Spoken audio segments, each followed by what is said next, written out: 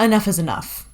This Absinthe brand has been getting away with this for far too long, and we can't let it go on anymore. There's a very well-known Absinthe brand, almost infamous at this point to those in the Absinthe community. Yeah. I'm not going to name them specifically, but I'll leave some Easter eggs. They use Van Gogh's image, which is something I will get into.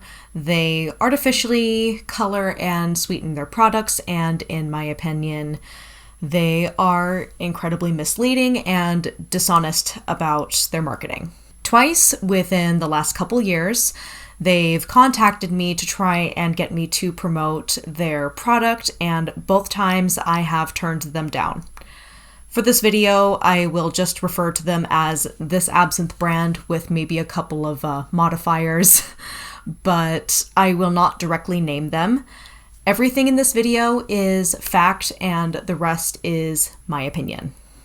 So the catalyst for this video was one of my friends in the Absinthe community showing me an Instagram reel of an influencer who was hired by this problematic Absinthe brand to not only promote their product, but to perpetuate what I feel is blatantly false information, particularly in regard to the timeline of the Absinthe ban being lifted and the traditional way of preparing absinthe. Now, I want it known that I don't hold anything against this influencer for the video she uploaded on Instagram. She was presented with this offer and talking points by the Absinthe brand in question and was paid to present this information.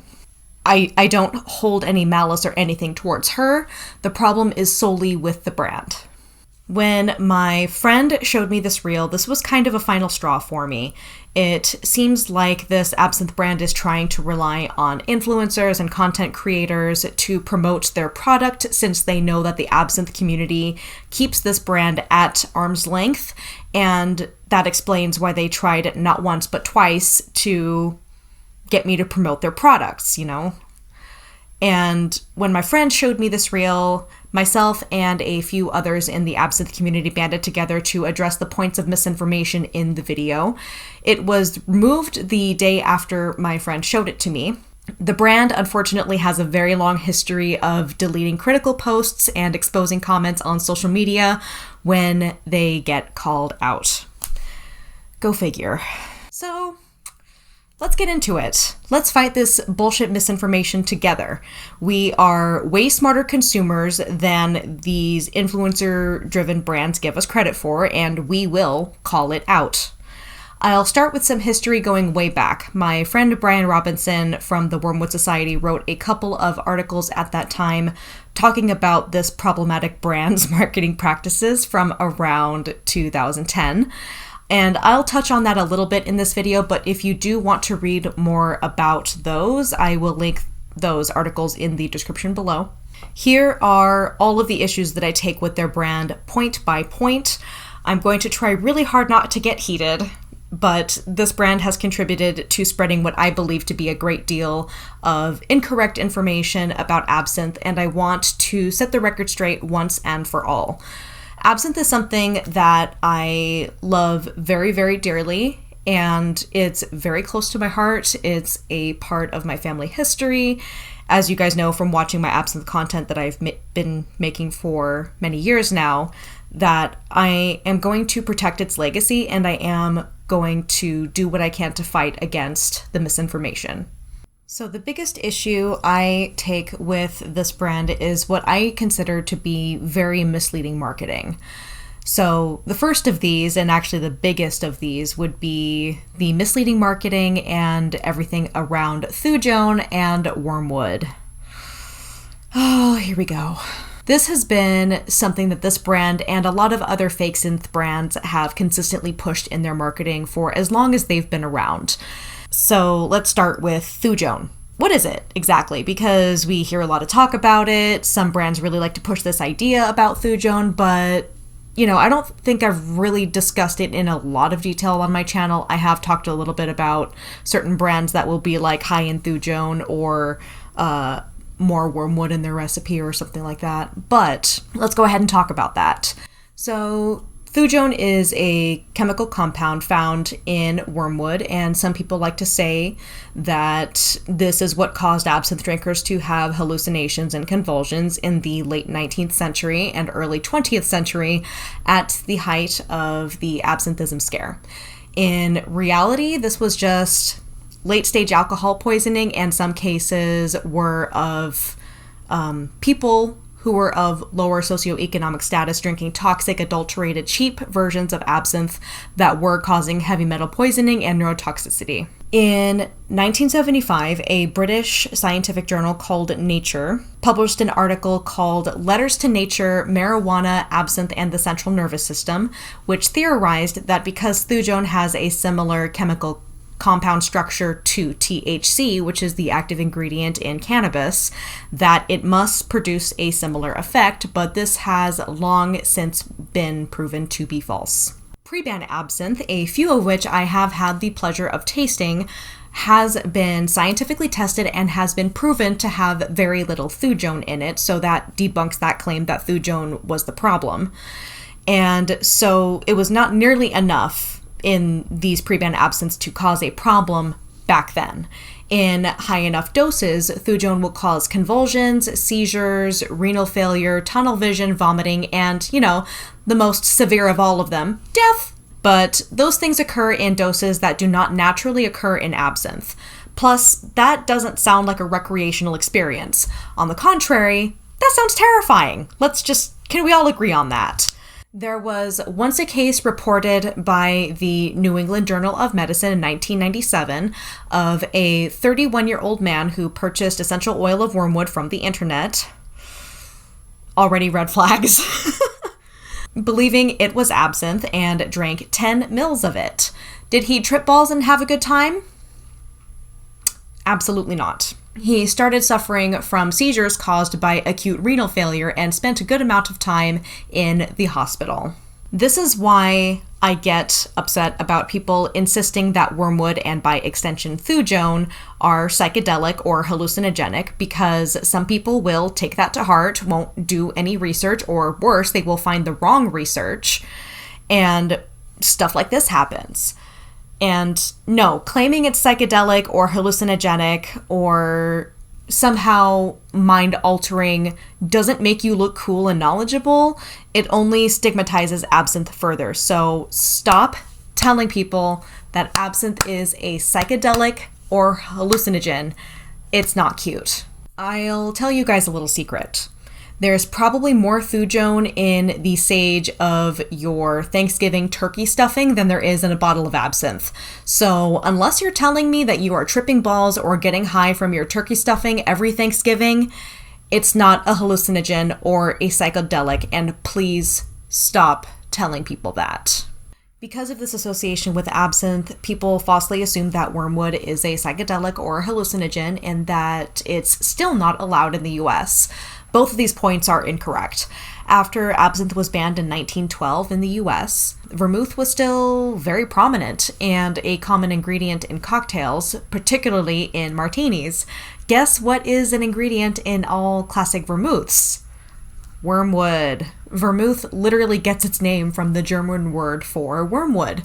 So if wormwood was the problem, why wasn't that banned for almost a century? And why don't we hear dude bros bragging about tripping balls from their dry martinis? Right? You see what I'm saying here? Specifically, when they were going after absinthe and going after wormwood, it was essentially to eliminate the competition. So there's that. All right, so back to this problematic absinthe brand now that I've covered the base of what the big deal is with Thujone and wormwood. All of it can be debunked. This brand has jumped all over the bandwagon of implying that Thujone is a hallucinogenic, psychedelic, and more recently they've started claiming that Thujone is a narcotic, which it isn't, and that it provides a secondary effect akin to a high apart from the effect of the alcohol. This absinthe brand boasts that their Thujone content in their absinthe is consistently at 10 parts per million, which is the US limit on how much Thujone can be in something. And they even follow it up with maximum Thujone allowed by law in some of their labeling in the past. I haven't seen it lately, but that doesn't mean that they're not going to plaster it somewhere. So here's another kicker. If something has 10 parts per million or less of Thujone, it is considered by the United States to be Thujone free, even though Thujone free by this standard does not mean zero Thujone. And in attempts to make their products sound legitimate, they naturally assure us that their Thujone content is exactly at 10 parts per million across all batches and across both of their products. In reality, a traditional absinthe will vary from batch to batch depending on where their herbs are harvested, the cultivar conditions, the type of weather they've experienced that year, etc. For years, this problematic absinthe brand has implied that more Thujone in absinthe is desirable, and that the Thujone provides a sublime sipping experience that will inspire you. And even in their recent posts on social media, they have consistently used buzzwords, pardon the pun, because we're talking about alcohol, like trip or trippy, and that truly leaves a very bad taste in my mouth. Many in the absinthe community, including brand owners and distillers, have tried to dispel these misconceptions, yet here this brand is actively reinforcing them. It wouldn't be so bad if there weren't so much media out there portraying absinthe as a hallucinogenic, addictive, gross substance.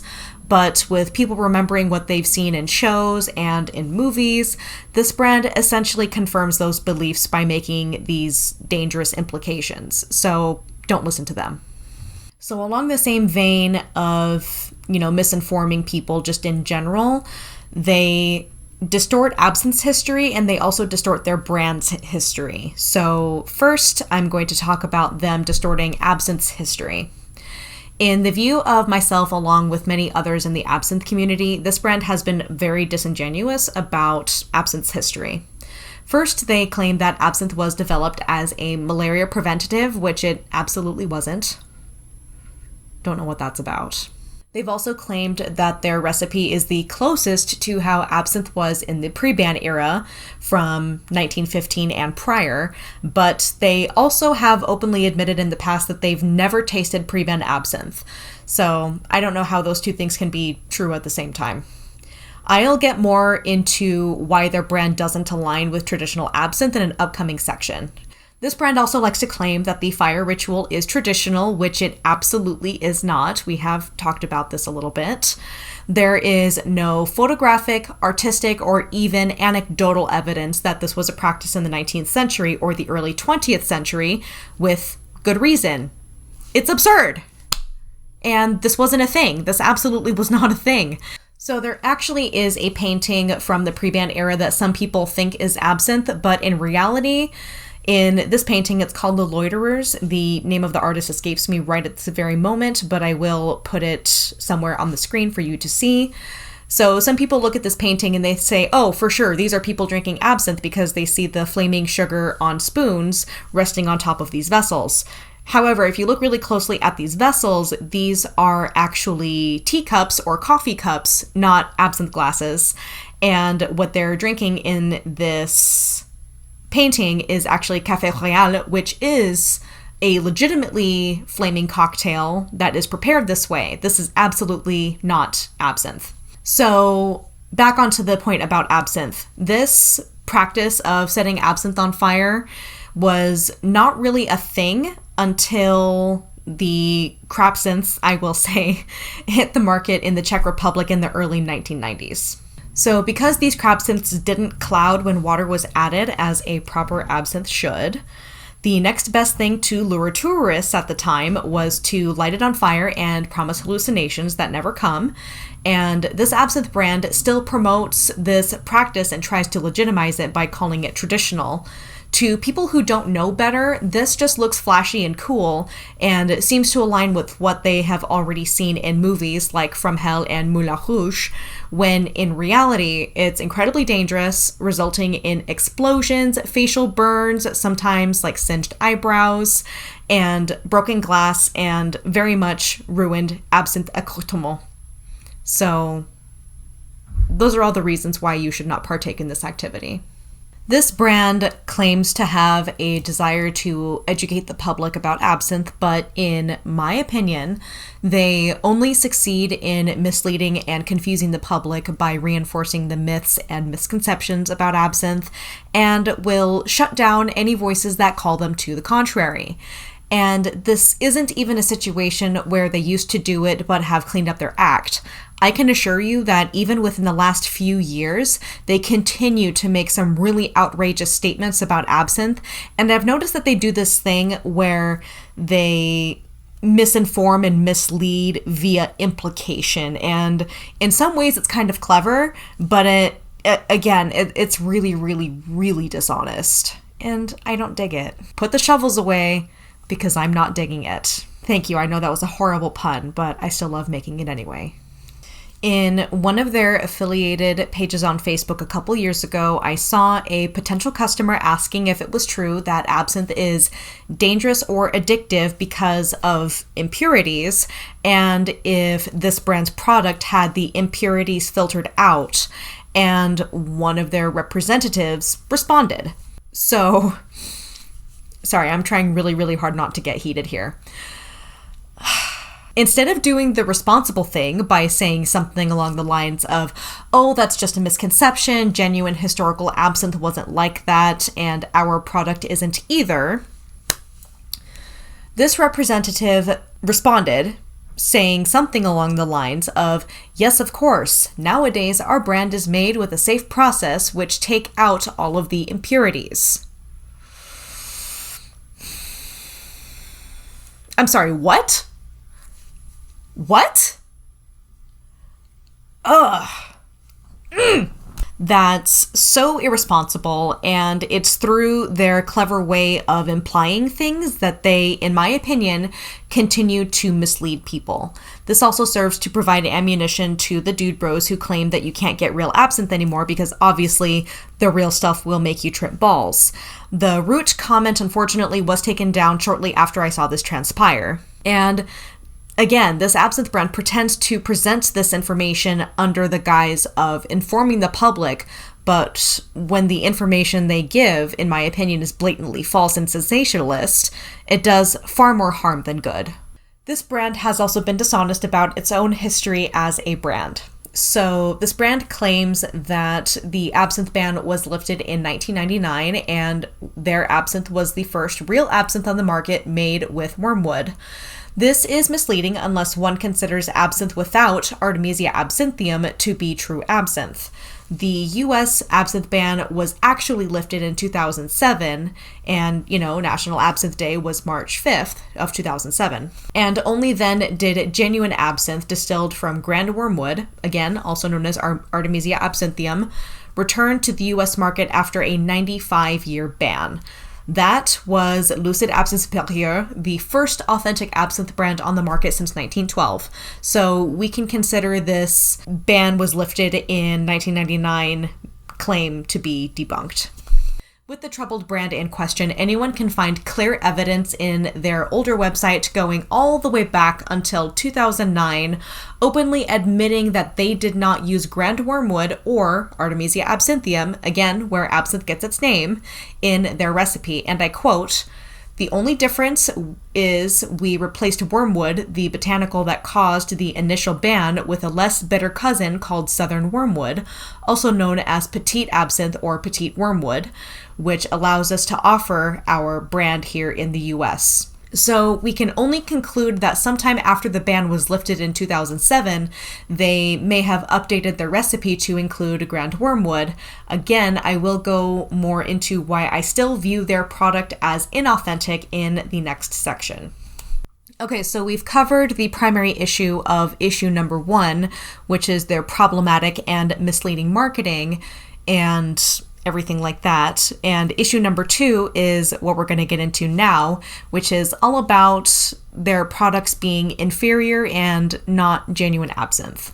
In order for a product to be a genuine absinthe by tradition, it should be made using the Swiss method, which is a spirit directly distilled from green anise, fennel, and grand wormwood, or Artemisia absinthium, and sometimes macerated after distillation in order to give it its iconic natural peridot green color and additional flavor. Oof. I just got to thinking about those lovely additional flavors that sometimes come through when I review absinthe. Oh my god, so good. Absinthe was never bottled with sugar. Putting sugar in the bottle turns it from a spirit to a liqueur and defeats the purpose of the classic sugar ritual. This is, not correct. This problematic brand does not completely align with the standard of the Swiss method. It's artificially colored and sweetened in both of their products under their brand. On the ingredients lists, they state sugar is in the bottle as well as artificial colorings E133 and E102. The natural sweetness of authentic absinthe should be coming from the herbs used to make it, not sugar. They have claimed that their product is the top-selling absinthe brand in France and in Switzerland. Swiss law defines absinthe as not containing artificial colors or sugar. Switzerland is also one of the only countries, if not the only country, that has a clear legal definition of absinthe. In traditional French and Swiss recipes, the use of Chinese star anise is frowned upon and rarely mentioned, but both products by this brand claim to contain star anise. So, once again, how is this a traditional recipe? How is using fake artificial colors consistent with a traditional recipe? It isn't. Isn't it weird how other absinthe producers manage to get by perfectly fine without resorting to the use of fake color? Some food for thought. This last issue I'm going to mention is fairly minor compared to everything else I mentioned, but I definitely have an objection with how they use Van Gogh's imagery on their branding and advertising. I find the use of Van Gogh's image on the outside box to be in very poor taste, to put it mildly. While yes, he was a famous absinthe drinker, he was also someone who suffered from mental health issues, and the first thing that people think of when they hear Van Gogh and absinthe in the same sentence is that he allegedly cut off his ear after drinking a glass of absinthe, as if he were suffering from a really bad trip. I don't love that. I really don't. This absinthe brand presents Van Gogh's image in a trippy way that reinforces this idea in people's minds, which I find to be incredibly disrespectful to Van Gogh's legacy.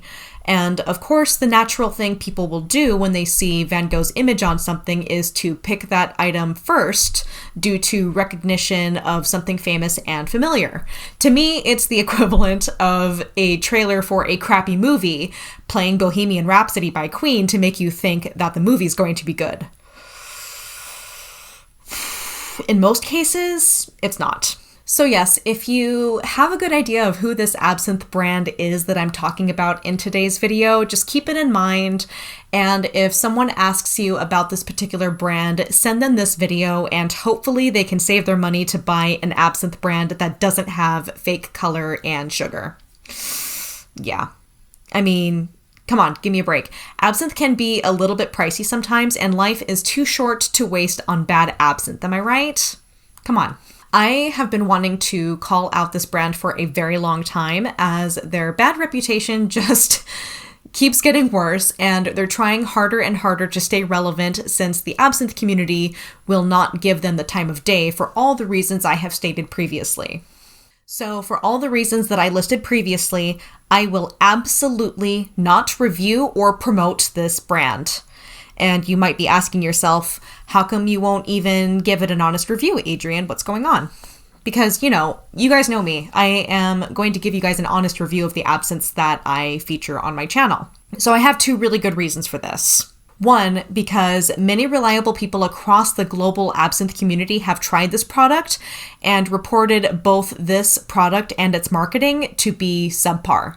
And reason number two, I don't want to give any brand that doesn't meet my ethical standards even the slightest chance of taking any content that I make reviewing them, even if the review is negative, to manipulate it to make it look like I endorse it, because honestly, with everything in the historical record over the last 2 decades, there is no point in considering this further. Already, I have had a situation where reps from a shady absinthe brand took one of my pictures and shared it on one of their affiliated pages without my permission and without tagging me, and I don't like that. I definitely don't like that. I typically don't mind if people share my content on their pages if they at least tag me in it, but if you take my image and post it without tagging me, crediting me, or asking me, that's a huge problem. I want to thank my friend who brought this to my attention, showing me evidence in the historical record as well as encouraging me to make this video. This was a lot.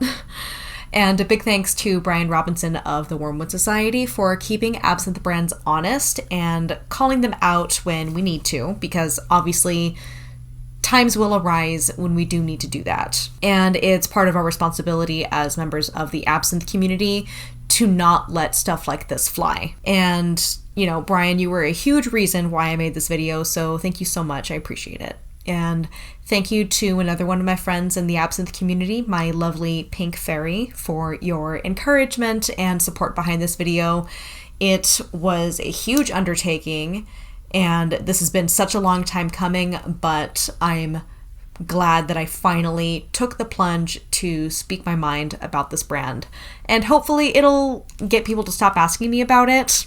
I really hope so, because I get so many comments from people every week saying like, oh, hey, what do you think of this brand? And I would tell them, please don't buy that. There are better brands out there for you to buy for cheaper than that. Please do not buy that brand. With that being said, thank you so much for watching, and thank you so much for sticking with me through this video. I know it's going to be really, really long by the time that I finish editing it, but hey, I thought it was really important to put the information out there. Thank you so much to my patrons for your support every single month. I really, really appreciate it. I can't do what I do without you guys. And if you haven't subscribed to my channel yet, please do so, and make sure you hit that bell for notifications for more videos on absinthe, the goth subculture, goth literature, that sort of thing. And to everyone, you're amazing. I love you. Thank you so much for your support, and I will see you guys next time. Bye.